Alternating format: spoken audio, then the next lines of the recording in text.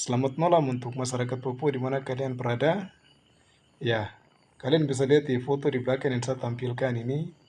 Pasti teman-teman sudah tahu uh, berita seperti apa, tapi saya masih mau bicara sedikit.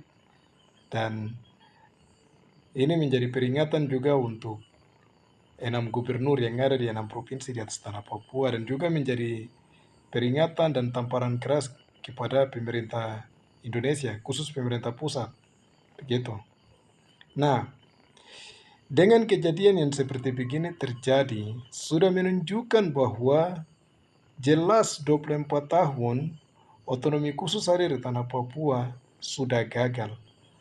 Otsus jilid 1, Otsus jilid 2 sudah jelas gagal. Kenapa saya bilang gagal?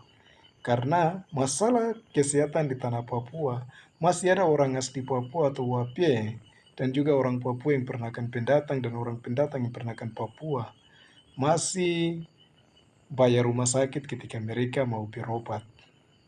Pertanyaan saya tuh begini, apakah sudah tidak ada uang otsus? Nah, saya mau ingatkan untuk Gubernur Bapak Matius Fakiri dan juga 5 gubernur yang ada di 6 provinsi ini, Provinsi Papua Barat, Provinsi Papua Barat Daya, Provinsi Papua Tengah, Provinsi Papua Pegunungan, dan Provinsi Papua Selatan. Dan juga saya mau berikan peringatan juga kepada Presiden Bapak Prabowo dan jajarannya. Kalian ingat baik-baik.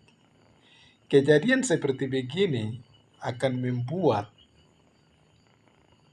negara-negara yang ada di luar akan bertanya, apakah sudah tidak ada uang otsus, tidak ada uang otonomi khusus itu? Bagaimana dengan kondisi kesehatan masyarakat asli Papua? Begitu. Kejadian seperti begini sudah jelas melanggar Piagam PBB 73E. Kenapa saya bicara seperti begitu? Di dalam Piagam PBB 73E sudah jelas bahwa setiap negara yang menjadi anggota PBB dan dia membangun pembangunan dan infrastruktur di wilayah non self territory atau wilayah tanpa pemerintahan, itu dia wajib untuk membangun dan memperhatikan kondisi sosial, kondisi ekonomi, kondisi kesehatan, dan kondisi pendidikan di wilayah yang dia sedang membangun atau wilayah tanpa pemerintahan ini. Jadi pemerintah Republik Indonesia hati-hati.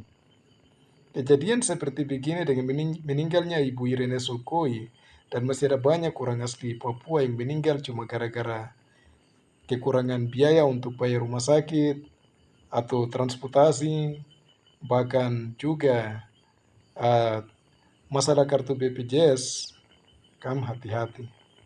Negara Indonesia akan bisa kena pasal PBB, yaitu Piagam PBB 73E.